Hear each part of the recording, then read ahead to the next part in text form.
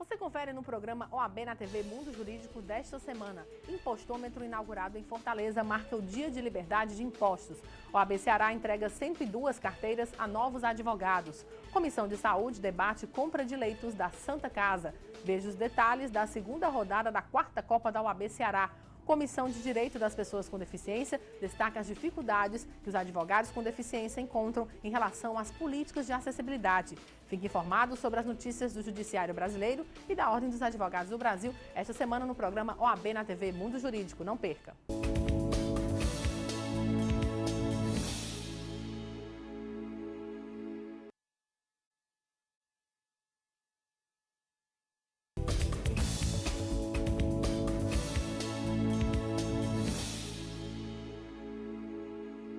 Impostômetro inaugurado em Fortaleza marca o Dia de Liberdade de Impostos. OAB Ceará entrega 102 carteiras aos novos advogados. Comissão de Saúde debate compra de leitos da Santa Casa. Veja os detalhes da segunda rodada da 4ª Copa OAB Ceará. Comissão de Direito das Pessoas com Deficiência destaca as dificuldades que os advogados com deficiência encontram em relação às políticas de acessibilidade. Você confere uma agenda com os principais eventos jurídicos de todo o país. Fique informado sobre as notícias do Judiciário Brasileiro e da Ordem dos Advogados do Brasil no programa OAB na TV Mundo Jurídico.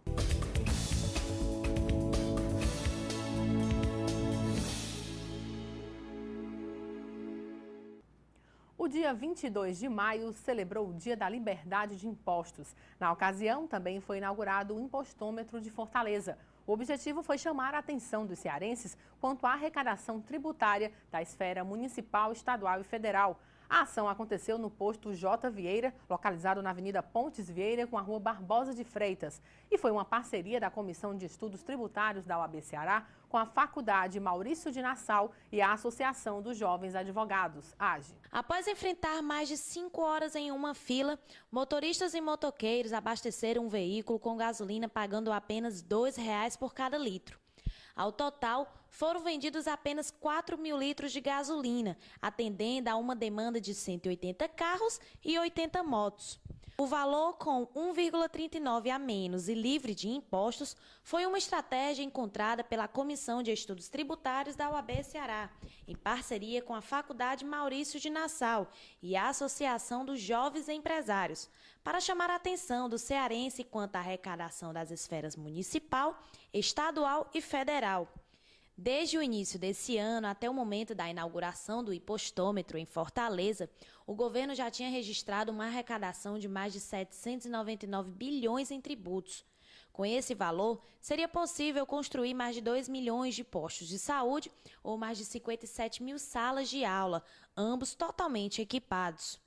De acordo com o presidente da OAB Ceará, Valdetário Andrade Monteiro, a arrecadação tributária é necessária e, mais ainda, o destino desse dinheiro pago pela sociedade.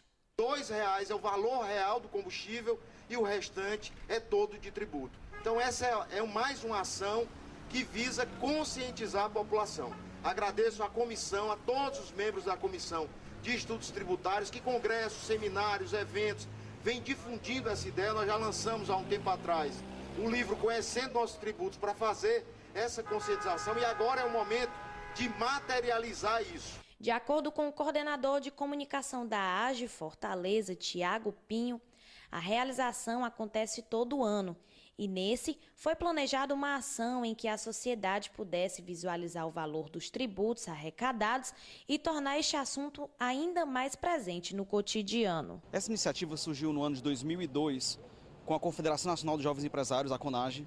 É o nosso movimento a nível nacional. Então nós temos hoje 22 estados da federação representando o movimento jovem empresarial e todo ano a gente realiza sempre no dia 22 de maio um movimento que é o Dia da Liberdade do Imposto, onde a gente chama a atenção da população a respeito da alta carga tributária. O diretor da Faculdade Maurício de Nassau, Marcos Ponte, esclareceu que Fortaleza é a 8ª cidade a receber o impostômetro, no qual começou em 2013 em Recife.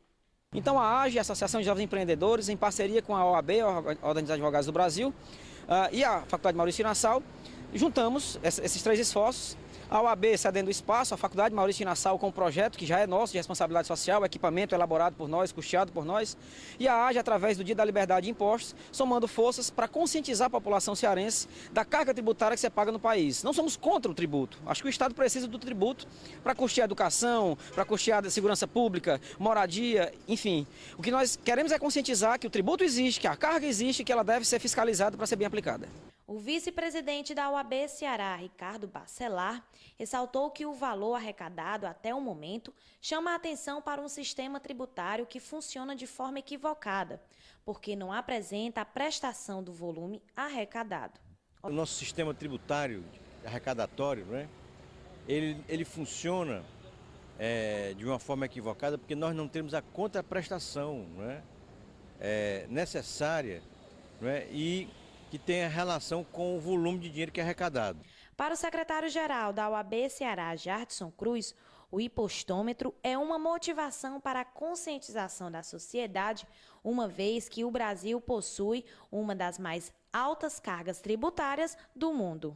Momento ímpar, a OAB Ceará, através da sua Comissão de Estudos Tributários e a Associação dos Jovens Empresários, vem destacar o impostômetro. Mais do que um instrumento, do que um equipamento, é uma motivação para a conscientização do cidadão e da cidadã, que hoje recebe uma carga tributária uma das mais altas do mundo. No Brasil, a carga tributária é de 35% do PIB.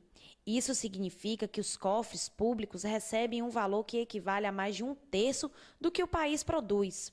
O presidente da Comissão de Estudos Tributários da OAB Ceará, Pedro Jorge Medeiros, destacou que as duas campanhas realizadas podem ser traduzidas como dever constitucional que deve ser compartilhado com a sociedade. Foi uma campanha maravilhosa, nós fizemos a questão do posto de gasolina, o combustível a R$2, que é justamente o valor que é do valor real do combustível, sem os tributos incluídos, né? E aqui estamos inaugurando um impostômetro. Essas duas campanhas visam conscientizar a sociedade, conscientizar o cidadão dos valores de tributos que são pagos. Vamos à palavra do presidente com o advogado Valdetar Andrade Monteiro, presidente da OAB Ceará.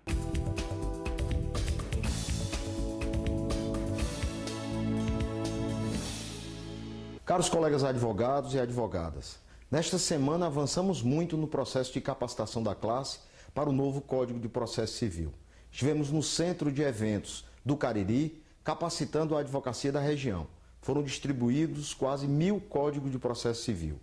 Iremos agora a Sobral, Iguatu e todas as subseccionais do Estado. Procure uma sala de apoio aos advogados e advogadas, uma das nossas subseccionais ou nas sedes da capital. Estamos lá esperando você para entregar um Código de Processo Civil e acompanhando a programação através do site, você poderá se capacitar para esse novo momento da advocacia.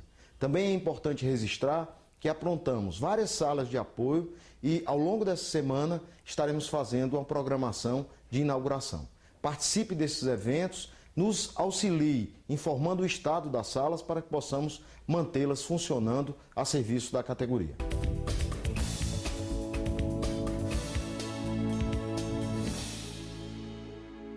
O Sistema S é formado por organizações e instituições referentes ao setor produtivo, tais como indústrias, comércio, agricultura e transporte, tendo como objetivo melhorar e promover o bem-estar de seus funcionários.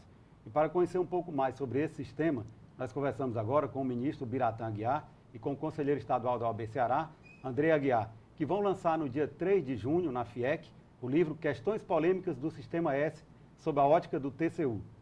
Ministro, é um prazer tê-lo aqui em nosso estúdio. O prazer é nosso. E quero agradecer à OAB, e aqui eu faço na sua pessoa que apresenta esse programa, a oportunidade de esclarecer à opinião pública a razão do lançamento desse livro, o Andrei e eu. Inicialmente, eu gostaria que o senhor explicasse para os nossos telespectadores o que é o Sistema S e como funciona esse sistema. O Sistema S é uma entidade de direito privado, mas que atua ajudando o setor público em setores importantes da vida nacional. É a educação, é a parte da assistência social, e ele o faz com as contribuições daqueles que integram o próprio Sistema S. Eles atuam ao lado do Estado. Atuam ao lado do Estado. E com um detalhe, como essas contribuições foram criadas por lei, então elas passam a ser recursos considerados parafiscais, são recursos públicos e daí o fato de ter o dever de prestar contas. Doutor Andrei, gostaria que o senhor falasse um pouco mais sobre essas fontes de recursos dos integrantes do Sistema S. Primeiramente, eu agradeço mais uma vez o convite. É sempre um prazer estar aqui no OAB na TV, poder dialogar com essa audiência qualificada que você tem. A fonte de recursos do Sistema S, ela é advinda, como o ministro bem disse, do próprio sistema. Ela incide sobre a folha de pagamento dos funcionários, como é instituído por lei e tem natureza compulsória, ela tem uma natureza tributária, daí de onde advém a necessidade de fiscalização pelo Tribunal de Contas da União. Ministro, qual é a visão do Tribunal de Contas no que diz respeito a esses recursos? O Tribunal de Contas entende, são autarquias especiais, nós assim chamamos aqueles que integram o Sistema S. E os principais, os que têm maior notoriedade, você tem o SESI, tem o SENAI, tem o SESC, tem o SENAC, tem o SENAI, enfim, o SEBRAE, todos eles trazem essa contribuição. Mas, por esse trabalho que desenvolve com recursos, como eu falei há pouco, para fiscais, tem o dever de prestar contas. E o Tribunal de Contas tem que ter também uma visão sobre esse Sistema S, diferente daquele organismo que é de natureza pública. Este tem que ter uma flexibilidade em função da sua própria natureza jurídica. Então, Andrei, qual a importância desse Sistema S para esses setores, os quais eu até citei no início do programa, como comércio, serviço? É importante colocar, Evelt, que o Sistema S ele foi criado na década de 40, onde o país passava por um grande crescimento industrial. Então, nesse período, nós tínhamos trabalhadores despreparados, não tão qualificados para aquele crescimento que o país passava, e nessa época, para contextualizar, foi criada a CLT, tá certo? Então, estava o país em um momento de ebulição, onde se precisava, por um lado, qualificar a mão de obra e, por outro, garantir o direito daqueles trabalhadores que estavam sofrendo muito acidentes de trabalho, que estavam com carga horária de trabalho exagerada, o que desencadeava nesses problemas. Então, diante desse contexto, o governo brasileiro, em um gesto de humildade, ele entendeu que ele não conseguiria capacitar, dar educação e dar treinamento a toda aquela massa laborativa. Então, o que foi que ele fez? Eu vou dividir essa minha responsabilidade com os setores produtivos. A indústria, como estava crescendo muito, criou-se o SENAI para ter essa missão de educar ou de formar a mão de obra da própria indústria e, da mesma forma, fez com o setor do comércio, através do SENAC, criou o SEBRAE para dar assistência às empresas. Enfim, ele criou uma infraestrutura para dividir com o setor produtivo a responsabilidade de formar e de dar assistência àquela mão de obra. Então, daí que surge a grande importância, a grande contribuição do Sistema S para o país, de uma forma geral. Ministro, qual a sua percepção, a sua avaliação sobre a importância do Sistema S para o setor produtivo e para o país? Se você imaginar governo como a participação de todos, governo não é o governante. Se você imagina o Estado, ele podendo dar uma participação da sociedade civil organizada, aí tem o exemplo, Sistema S. O Sistema S hoje auxilia o Estado no cumprimento daquelas funções sociais que são relevantes, as mais importantes. Por sua vez, o Estado há que estimular, e agora eu puxo uma outra questão, o controle social. Os tribunais de contas não podem tão somente dispor de pessoal para fiscalizar 15 mil órgãos no país. É verdade. Há que haver uma sociedade civil organizada que ajude o poder público no que diz respeito ao controle e à fiscalização. Assim eu vejo o Sistema S ajudando a educação, ajudando a formação técnica do pessoal, participando efetivamente da vida nacional através do seu trabalho. O senhor acredita, então, que o Sistema S está cumprindo o papel para o qual foi criado? Eu gostaria que o senhor respondesse esta pergunta logo após um breve intervalo. Você sabia? A OAB Ceará possui cerca de 60 comissões temáticas que atuam em defesa das prerrogativas dos advogados e em prol da sociedade.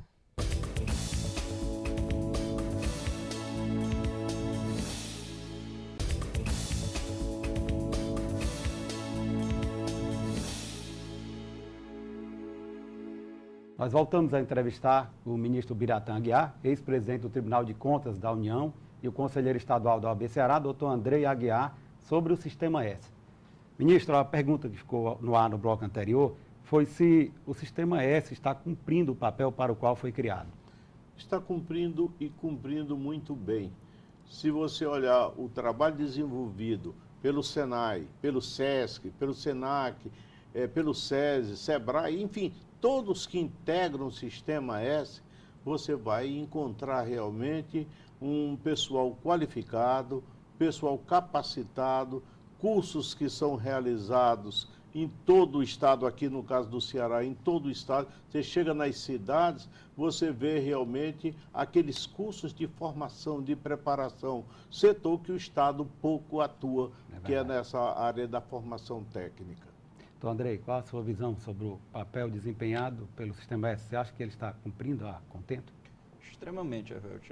É importante até a gente colocar um momento recente que nós tivemos de crescimento da construção civil, onde faltava mão de obra. Então, nessa atuação, ou nesse contexto, o SESI e o SENAI passaram a atuar fortemente, tanto dando assistência quanto capacitando outras pessoas que não eram do setor para que preparassem essa mão de obra para atuar. Então, a presença do SEBRAE, do SESI, do SENAI, do SENAC, do SENAR, de uma forma geral, é uma presença muito forte na sociedade e muito importante. Ministro, vamos falar um pouco agora sobre a obra. Qual é a ideia central deste livro? A visão nossa, do Andrei e minha, foi de trazer um trabalho que pudesse auxiliar aqueles que dirigem as entidades do Sistema S diante das exigências legais. O Tribunal de Contas, por sua vez, e isso nós gostaríamos de mostrar, traz uma jurisprudência que elucida muitas das dúvidas, mas essa matéria nem sempre chega ao gestor para tomar conhecimento dela.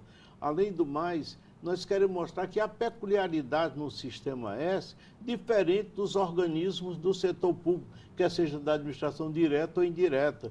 E, por sua vez, o tribunal tem que olhar uma licitação, a admissão de pessoal, que até agora, recentemente, o Supremo Tribunal Federal disciplinou a matéria, com os olhos de uma entidade que é paraestatal e que cumpre um papel relevante, mas que difere e muito daqueles que compõem a estrutura da administração direta e indireta. Então, nós trazemos não só doutrina, mas trazemos jurisprudência, procurando esclarecer as principais dúvidas e pontos até de conflito. Você falou num ponto importante sobre a contratação de pessoal. Especificamente no que diz respeito a este ponto, doutor Andrei, há então ou não a necessidade da realização de concurso público pelo Sistema S?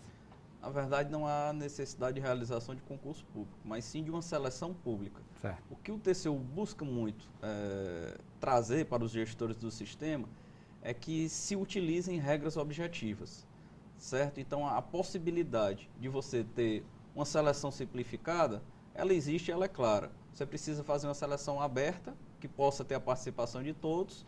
Ela pode ser simplificada, mas que tenha regras objetivas e fases objetivas. É importante até complementar aqui, Hervelt, no que o ministro muito bem colocou, que o gestor do Sistema S, ele é um gestor que, na esmagadora maioria das vezes, ele advém do setor privado. Ele não é um gestor público vocacionado, nem passou por uma eleição aberta, num voto aberto a todos, para ser um gestor público. Então, ele advém de um setor privado para gerir uma máquina que é privada, mas que trabalha com recursos considerados pelo TCU público. Então, a partir daí, surgem as diversas dúvidas, as diversas dificuldades. Quais são as principais dificuldades, então, encontradas pelos gestores do Sistema S? Contratação de pessoal é uma das dificuldades. O setor Sistema S, apesar dele não se submeter à Lei 8666, a Lei de Licitações, ele tem que seguir seus regulamentos. E seus regulamentos, eles estabelecem regras de licitação próprias do sistema, simplificada, mas ele estabelece certas regras a serem seguidas. O gasto dessas, porque o sistema, ele tem uma presidência unificada. Por exemplo, o sistema da indústria, ele tem o SESI, o SENAI e tem a Federação da Indústria, a FIEC. A FIEC, ela não compõe o Sistema S, tá certo? Então, a FIEC, ela não se submete à fiscalização do Tribunal de Contas da União.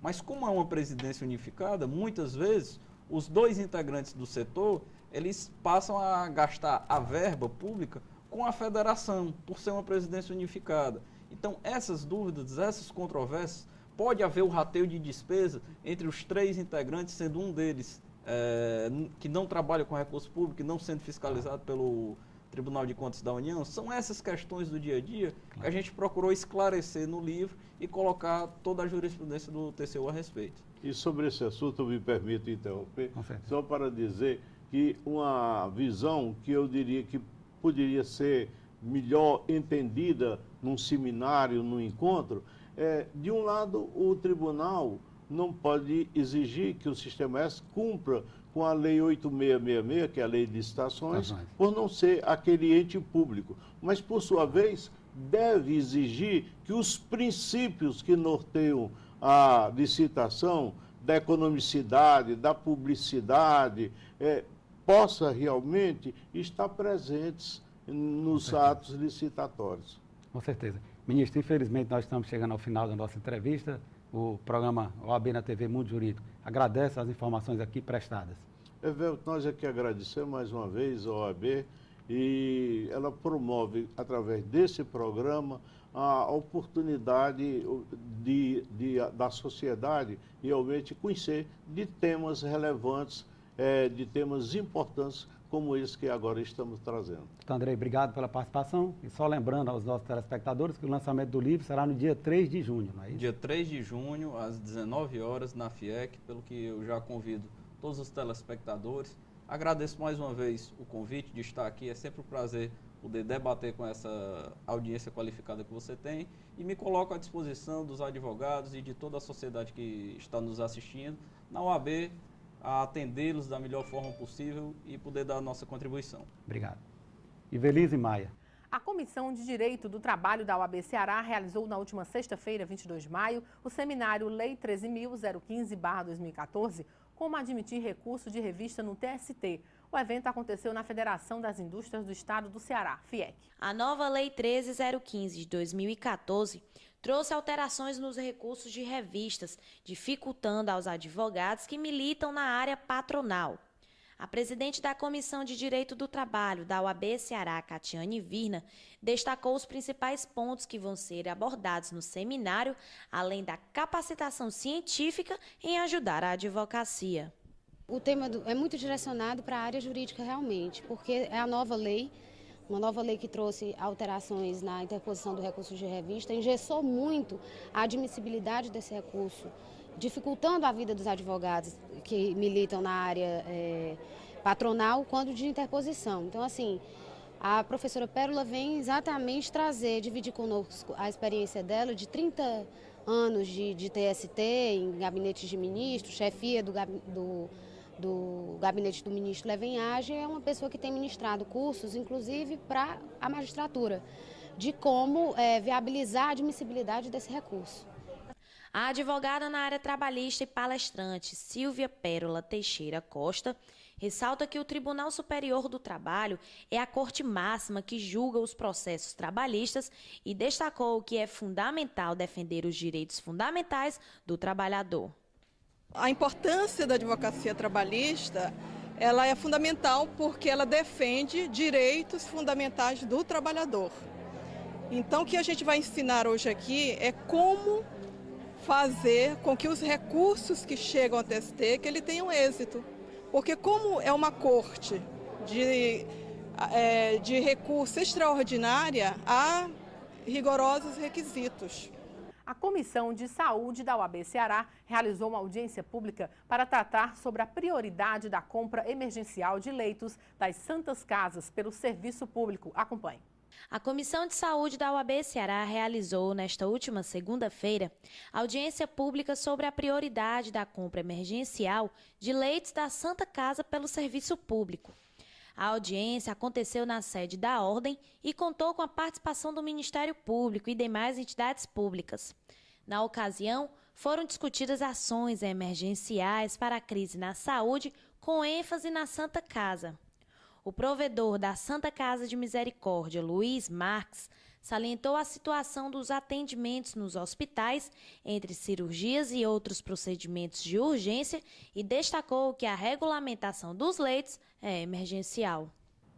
O Sindicato dos Oficiais de Justiça do Estado de Ceará está tentando negociar com o Poder Judiciário melhorias para a categoria. E para conhecer mais um pouco sobre esta luta, nós recebemos agora em nosso estúdio o vice-presidente do Sindicato dos Oficiais de Justiça do Estado de Ceará, doutor Luciano Júnior, e o diretor jurídico do sindicato, doutor Felipe Gugel. Doutor Luciano, é um prazer tê-lo aqui em nosso estúdio. Satisfação nossa, Evelt, mais uma vez estarmos aqui para dialogar. Inicialmente, eu gostaria que o senhor destacasse aqui para os nossos telespectadores quais são os principais pleitos da categoria. Evelt, nós temos 3 pleitos principais, tá certo? O primeiro diz respeito à nossa indenização de transporte. O oficial de justiça é o único servidor público que trabalha em veículo particular. Nós utilizamos os nossos veículos para trabalharmos no cumprimento de mandados, tá certo? E foi instituída a indenização de transporte há 5 anos. A mesma já nasceu defasada e há 5 anos está sem um reajuste.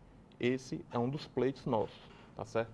O outro pleito que nós temos também é a união de nomenclaturas. Hoje a categoria está dividida em analista judiciário e execução de mandados, oficial de justiça e oficial de justiça avaliador.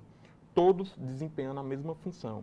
O nosso objetivo, e esse é um pleito sem repercussão financeira, é tão somente voltar todo mundo a ser oficial de justiça, tá certo? O terceiro pleito principal é a extensão da gratificação de estímulo à interiorização. Em 2010, a lei do novo plano de carreiras de trabalho dos servidores do Poder Judiciário instituiu uma gratificação que seria abrangida, que essa gratificação seria para todos os servidores hoje de entrância inicial e intermediária. Felizmente, o tribunal somente paga aos servidores de entrância inicial, né? E aí o que a gente quer é tão somente um cumprimento da lei, que essa gratificação seja encaminhada a todos os servidores do Poder Judiciário que encontram-se nas instâncias inicial, intermediária e nas instâncias finais da região metropolitana e do interior do Estado. Doutor Felipe, há um grande problema no que diz respeito ao funcionamento do Poder Judiciário, que é a utilização de mão de obra, muitas vezes não qualificada no interior do Estado, cedido pelas prefeituras. Isso continua ocorrendo com muita frequência? Infelizmente, continua ocorrendo sim, Evelt. O sindicato vem lutando contra os oficiais de justiça DOC. Já temos decisão, inclusive, do Conselho Nacional de Justiça, que determina a retirada dos oficiais de justiça DOC dos quadros da Justiça do Ceará. E essa é uma realidade, infelizmente, que ainda acontece no nosso Estado, mas que a gente vem lutando a cada dia para acabar com isso aí. Até porque, se nos atos que são praticados por oficiais de justiça ad hoc, que não são investidos mediante concurso público, em desrespeito ao artigo 37 da Constituição Federal, esses atos podem vir a ser anulados pelos advogados, porque são atos praticados por quem não é investido na função pública, quem é investido precariamente em uma função pública. São, portanto, atos inválidos. São, portanto, atos nulos e inválidos, à luz do direito processual. Doutor Luciano, como é que estão as negociações com a desembargadora Iracema do Vale, presidente do Tribunal de Justiça do Estado de Ceará? Essas negociações estão avançando? Evelt, felizmente as negociações estão paralisadas. O objetivo da categoria não é paralisar, não é entrar em greve. Nós apenas queremos a retomada das negociações e que o tribunal sinalize para a categoria alguns pontos que serão implementados, tá certo? Sabemos que uma greve, nesse momento, negativa para o advogado, para as partes, para a sociedade de uma forma geral, e esse não é o objetivo principal do sindicato e da categoria, entrar em greve. Nosso objetivo principal é que as negociações sejam retomadas, que tenhamos alguma sinalização do Poder Judiciário do Estado do Ceará. Doutor Felipe, mas o sindicato está aí estipulando um prazo para que essas renegociações sejam retomadas, não é verdade? Com certeza. Nós estivemos reunidos ontem em Assembleia Geral e a categoria resolveu dar um prazo para a presidente do Tribunal de Justiça para ela nos receber e dar efetivamente alguma posição sobre alguns de nossos pleitos.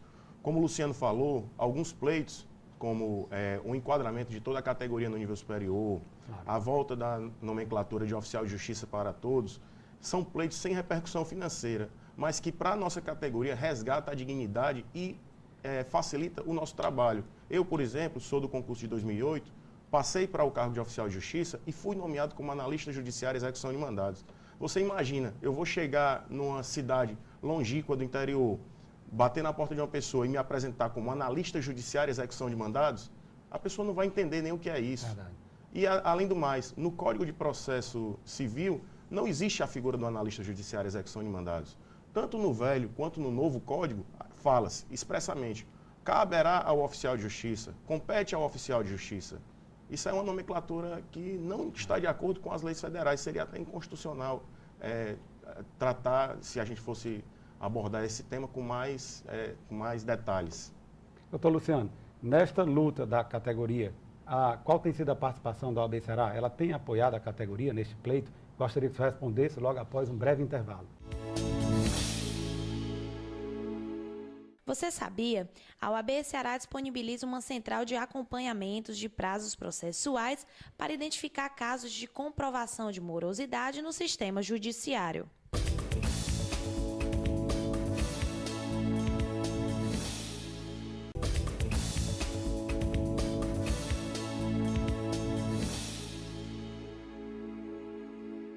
Voltamos a entrevistar os dirigentes do Sindicato dos Oficiais de Justiça do Estado do Ceará, doutor Luciano, vice-presidente, e o doutor Felipe Gugel, diretor jurídico. Doutor Luciano, a pergunta que ficou no ar no bloco anterior foi sobre a participação da OAB Ceará neste pleito da categoria. Vocês têm recebido o apoio da OAB Ceará? Sim, Hervelde. Nós agradecemos aqui a ordem, certo? Que é sensível aos pleitos dos oficiais de justiça.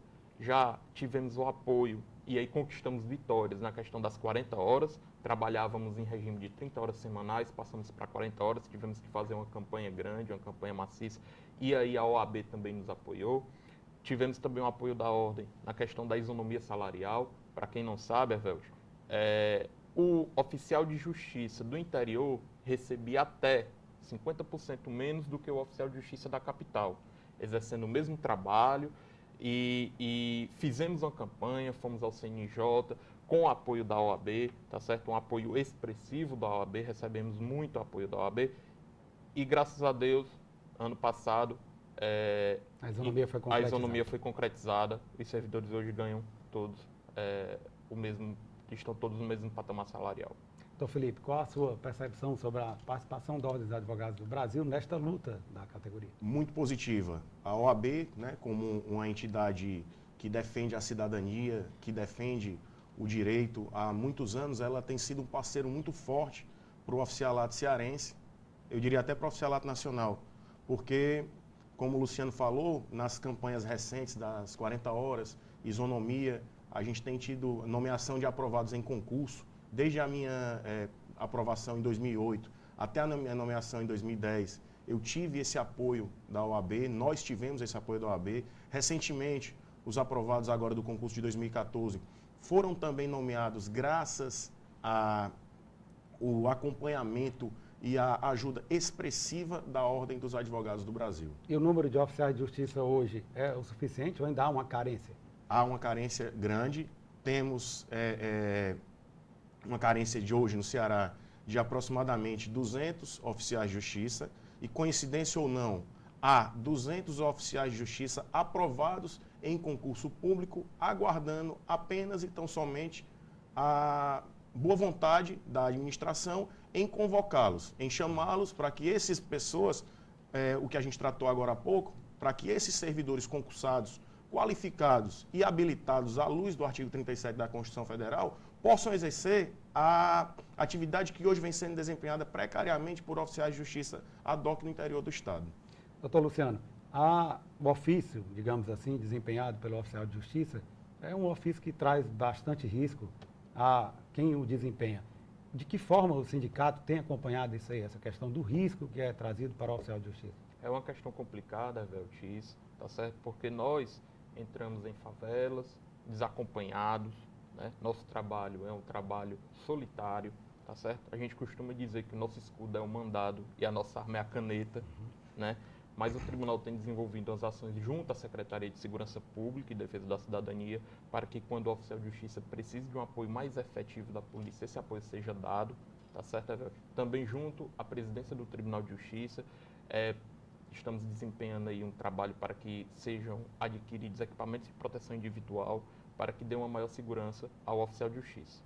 Doutor Felipe, quais são os próximos passos, então, da categoria diante deste impasse, digamos assim, essa falta de negociação com o Poder Judiciário? Com certeza. A gente tem tivemos algumas reuniões com a desembargadora Iracema e a gente notava realmente que há uma pequena necessidade de ajustes orçamentários, né? Claro. Dada a crise, né?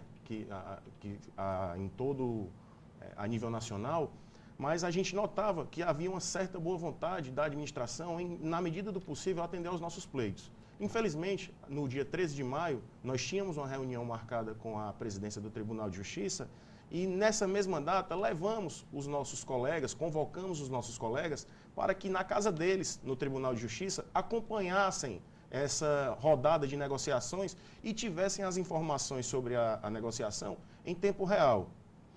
Infelizmente, essa manifestação, por assim dizer, que foi marcada para o mesmo dia da negociação, foi interpretada de forma errônea pela assessoria da presidente, da desembargadora Iracema. E ela deixou de nos receber alegando que nós estávamos indo negociar com a faca no pescoço. Isso não ocorreu. O que a gente tinha lá eram pais, mães de família, ansiosos por respostas, ansiosos pelo atendimento de seus pleitos, que se reflete na qualidade de vida de suas famílias.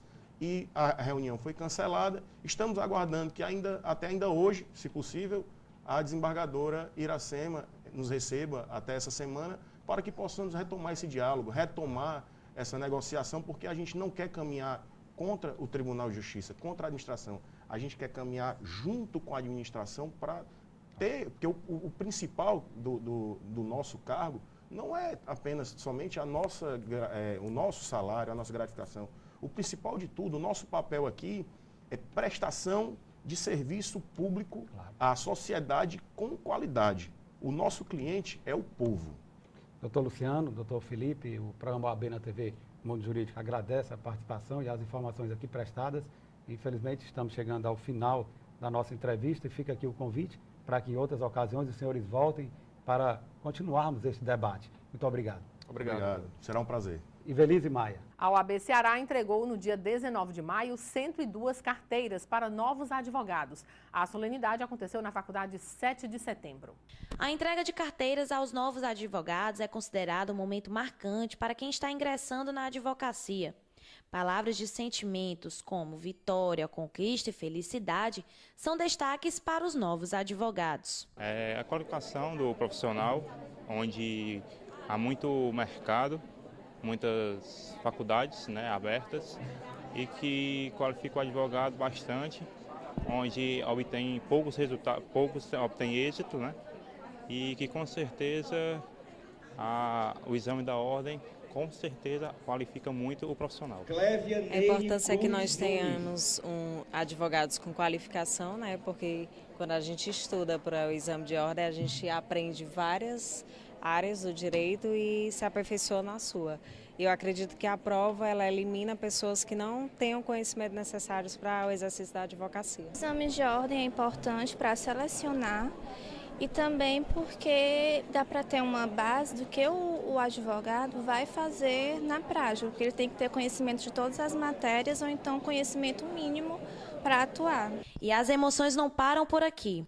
O advogado Astrogildo Vitório já vem há 11 anos tentando ser advogado e confessa que alcançar esse objetivo foi uma grande conquista. O exame da ordem é importante para que se faça uma seleção dos futuros profissionais, para também medir a qualificação do advogado, né? Então é importante. O processo seletivo para a OAB ele tem que ser mantido, porque é muito importante para a carreira do advogado. O presidente da OAB Ceará, Vadetário Andrade Monteiro, sempre ressalta nas solenidades a OAB como a maior família jurídica do estado do Ceará e destaca a responsabilidade que a OAB tem em acolher os novos profissionais. E esse juramento, ele marca o nascimento de uma profissão. Portanto, nosso agradecimento à Facet exatamente para permitir que o estudante de direito também tenha, na sua chegada à ordem, esse conhecimento maior do que é que se passa numa tomada de compromisso com uma cerimônia como essa. A 4ª Copa da OAB Futebol Society, promovido pela Comissão de Esporte e Lazer da OAB Ceará, realizou a 2ª rodada no último sábado, dia 23 de maio. Confira. A 4ª Copa OAB Futebol Society, promovido pela Comissão de Esportes e Lazer da OAB Ceará, realizou a 2ª rodada no último sábado. As partidas acontecem no Centro de Treinamento Esportivo do Nordeste, em Taitinga. Na 2ª rodada, 8 times disputaram a classificação preliminar. P14 venceu Raul Amaral por 4-0. PS Cevada conquistou a vitória contra Invictus por 4-1. Real Advocacia marcou 4 gols e venceu Nova Advocacia, que marcou apenas 2 gols. E Master e Luizinhos saíram no empate com um gol a cada.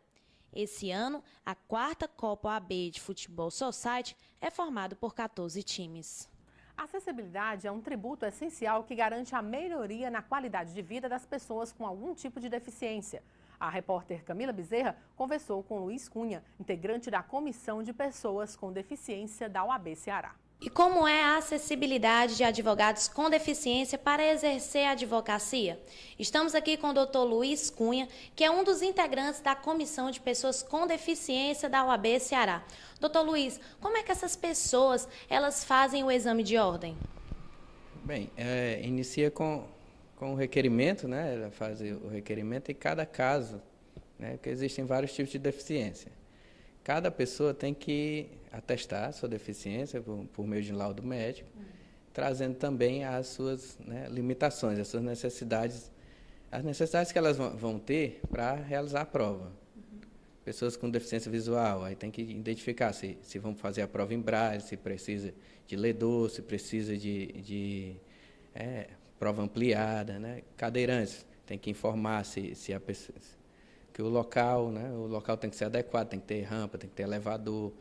O surdo, às vezes, precisa de intérprete, né? Enfim. Para fazer o exame, ela precisa identificar-se como deficiente e requerer as necessidades especiais. Como é a acessibilidade, né, dos advogados com deficiência nos fóruns? Bem, é outra coisa que também é complicada, porque tudo é planejado para um padrão, né? Assim, um padrão humano, né? O humano tem aquela acuidade, o humano tem aquela capacidade de andar, tem aquela capacidade de ouvir, mas existem as pessoas que têm limitações e muitas vezes elas são esquecidas, né? No fórum, com a digitalização, eu acredito que ficou melhor para as pessoas com deficiência, porque você consegue pegar o processo, né, e fazer vista do processo no seu escritório, na sua casa, né? Mas, assim, a dificuldade de acesso ainda é grande, né? Não é só... A acessibilidade não é só uma questão de colocar uma rampa, não é só uma questão de... Você tem que também dar as condições para a pessoa trabalhar, né? Por exemplo, eu vou falar também... Falar de mim, né? Que eu falo com mais propriedade. O fato de não enxergar, né? Quando você está na audiência, eles colocam lá o computador com uma tela para as pessoas verem. As pessoas que têm acuidade visual normal consegue enxergar a tela e ver tudo que o juiz está digitando na tela, ele consegue ver. Já para mim já não dá, né? Então teria que ser pensado uma outra forma, né? Mas isso com o tempo nós vamos resolvendo as coisas, né? Doutor Luiz, muito obrigada pela entrevista e voltamos ao estúdio. A Ordem dos Advogados do Brasil, Seccional Ceará, e a Caixa de Assistência dos Advogados do Ceará, CAASE, possuem um convênio firmado com o Programa Nacional de Modernização da Advocacia, o PROMAD, para levar tecnologia até o seu escritório. Através dele, você tem acesso ao sistema jurídico e ao site do advogado de forma gratuita por no mínimo 6 meses. E caso você seja recém-formado, este prazo pode chegar até 2 anos. Participe cadastrando-se em www.promad.adv.br e faça como quase 80 mil colegas advogados em todo o Brasil. Você conhece o plano de previdência complementar da OAB Ceará? A OAB Prev Ceará surgiu do anseio da Ordem dos Advogados do Brasil e da Caixa de Assistência dos Advogados do Ceará em oferecer um plano de previdência complementar desenvolvido exclusivamente para atender às necessidades dos advogados cearenses. A previdência complementar fechada no Brasil vem crescendo a cada ano. Nós, brasileiros, percebemos que é preciso pensar no futuro, fazer economia hoje, pensando na qualidade de vida de amanhã. A OAB Prev Ceará funciona como uma poupança. É um investimento de longo prazo em que você pode acompanhar, através de extratos, a rentabilidade de seus investimentos. E por isso, não perca tempo, faça já o seu plano de previdência complementar e garanta o seu futuro. Mais informações é só ligar para 3464-3991. E vamos conferir agora as dicas dos principais concursos jurídicos com inscrições abertas em todo o Brasil. Tribunal de Justiça do Estado de Santa Catarina. Inscrições até 2 de junho. www.concursosfcc.com.br. Tribunal de Contas do Estado do Rio de Janeiro. Inscrições até 3 de junho. www.concursosfcc.com.br. Tribunal Regional do Trabalho da Primeira Região. Inscrições até 5 de junho. www.concursosfcc.com.br. Confira agora uma agenda com os principais eventos jurídicos de todo o país. Terceiro Congresso Nacional da ABRAP, no Recanto Cataratas Termas, Resort e Convention, em Foz do Iguaçu, Paraná. Informações 41-3232-7763. 20ª Jornada Internacional de Direito, dias 12 e 13 de junho, no Palácio dos Festivais, em Gramado, Rio Grande do Sul. Mais informações, 51-3221-9711. 13º Congresso Brasileiro de Direito Internacional, de 26 a 29 de agosto, na Universidade de Fortaleza, Unifor. Informações 85-3477-3058. 15º Congresso Brasileiro de Direito do Estado, dias 23, 24 e 25 de setembro, no Rio de Janeiro. Mais informações, 0800-707-5246. E o programa de hoje termina aqui. Lembrando a você que o programa da Ordem dos Advogados do Brasil, Secção Ceará, é transmitido na TV Fortaleza, canal 61.4, às quartas-feiras, às 19 horas, com reprise às quintas-feiras, às 7 da manhã e aos sábados, às 13 horas. Assista também o programa inédito na TV O Povo, canal 48, às quartas-feiras, às 23 horas, com reprise às sextas, às 11 da manhã, aos sábados, às 22h45 e aos domingos, às 11h15 da manhã, ou através do site da OAB Ceará. E todos os nossos programas também estão disponíveis no nosso canal no YouTube, OABCE na TV. Fique informado sobre as atividades da Ordem dos Advogados do Brasil, Secção Ceará, no OAB na TV Mundo Jurídico, o programa do advogado cearense. E você tem um canal direto com a gente através da página do programa no Facebook e também do Twitter, @OABCE. Ou, se preferir, mande um e-mail, oabnatv@oabce.org.br. Obrigada pela companhia e até a próxima semana.